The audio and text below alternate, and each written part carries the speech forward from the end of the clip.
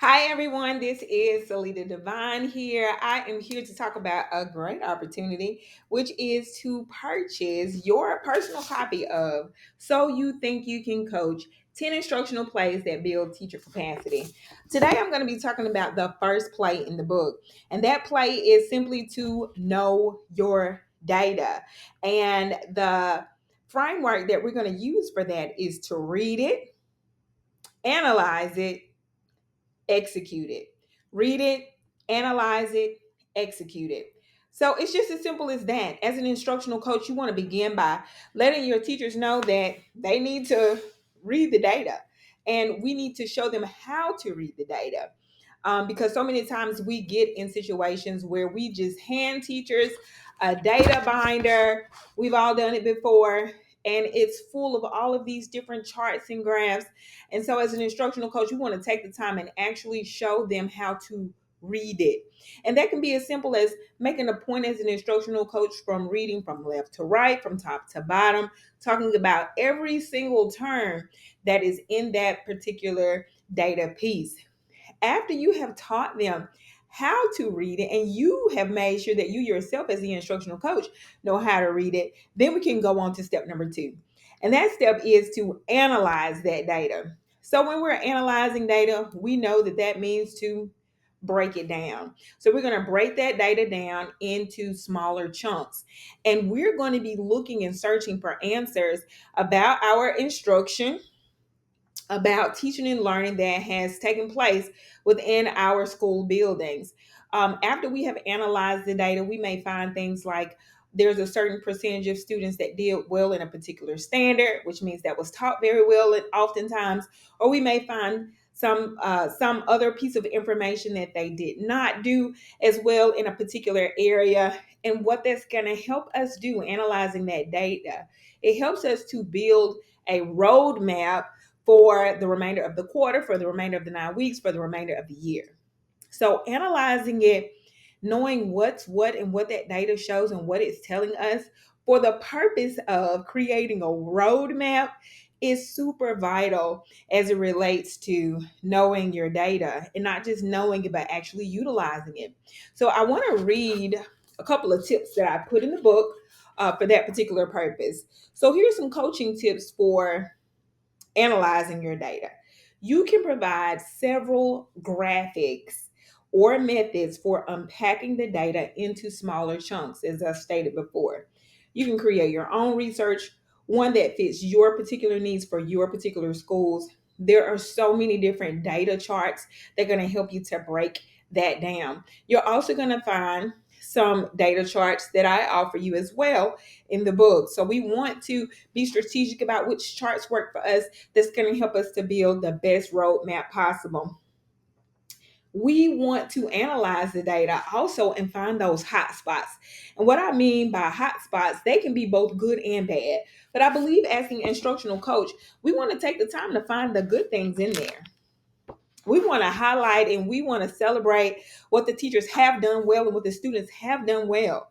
And before we get in front of a group of teachers at a professional development and if the data isn't looking as good as we thought that it was going to look, we want to make sure that we have been intentional about finding the hot spots, both good and then those that we want to pay a little more close attention to.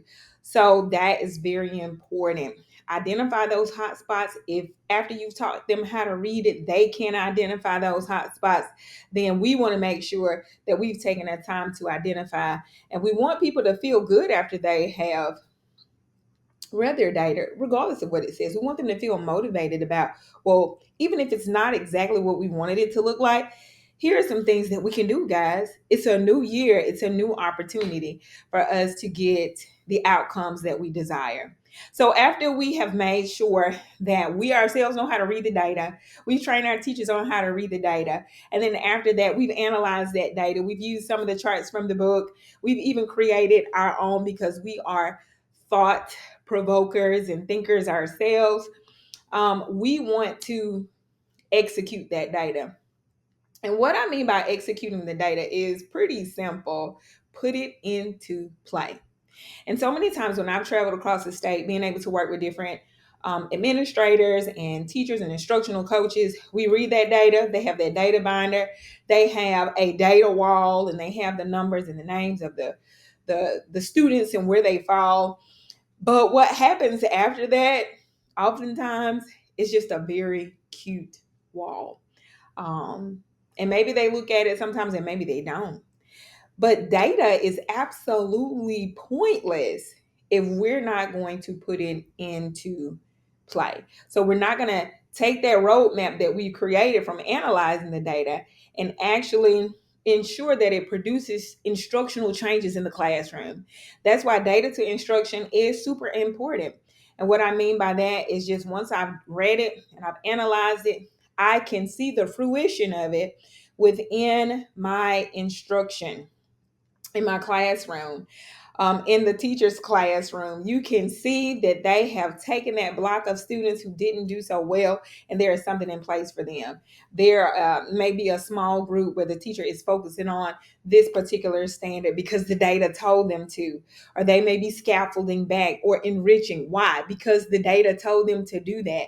And there, that is where we want to be with our data to instruction piece. We want to execute and have a good plan in place when we are looking at that data. We finalized all those things. We want to see it in action. One thing that you're going to find in the book is we had the opportunity to interview some amazing coaches. So I'm going to take the time today and share with you some of the responses from one of our coaches that we interviewed, and that is none other than Coach Tony Vance from Hattiesburg High School. He is the head coach there. And some of the things that we discussed about data, because the purpose, remember, is to show that good coaching is just good coaching. Whether you are in the athletic realm, or whether you're in the instructional realm. So he is my focus for next couple of weeks and some of his responses. So I simply just said to him, talk to us about data. And his response was, this is where I take what I have and I evaluate my group one by one. And I asked him, can you give me a time where data that informed a particular decision that you made? And he said, absolutely. One particular year, data shifted from us being a run first team to a pass first team. And he based that on the live data that he was seeing with that current team. And that's the power of data. You may have to do a complete about face sometimes based on what that data is saying. The next question about data that I asked him was, how do you get your players to own their own data? And his response was, empowering my players to take ownership of their performance data is crucial to their growth and development as athletes. One effective method I utilize is by having them complete a complex evaluation system sheet, and this allows them, he said, to reflect honestly on the various aspects of their own game, such as their position, such as their speed, such as their strength, such as their leadership skills. By giving them a grade ranging from an A, B, C, D, or an F in those particular areas, and then they actively engage in self-assessment and take accountability for their strengths and weaknesses.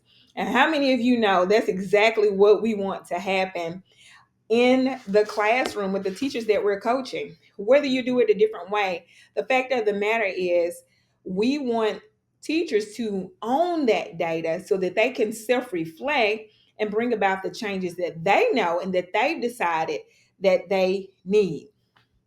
So that's just a little tidbit from that first place from that first play. And so you think you can coach, that you will find in the book. So we want to encourage you all to go and get your copy today. It is full of practical tips, charts, and graphs that you can use immediately. And more importantly, it is a thought provoking resource to help you think through and make these coaching opportunities and strategies your very own. So I'm going to drop the link in the comment to below. And I want to encourage you today to go and get your copy of So You Think You Can Coach 10 Instructional Plays That Build Teacher Capacity today.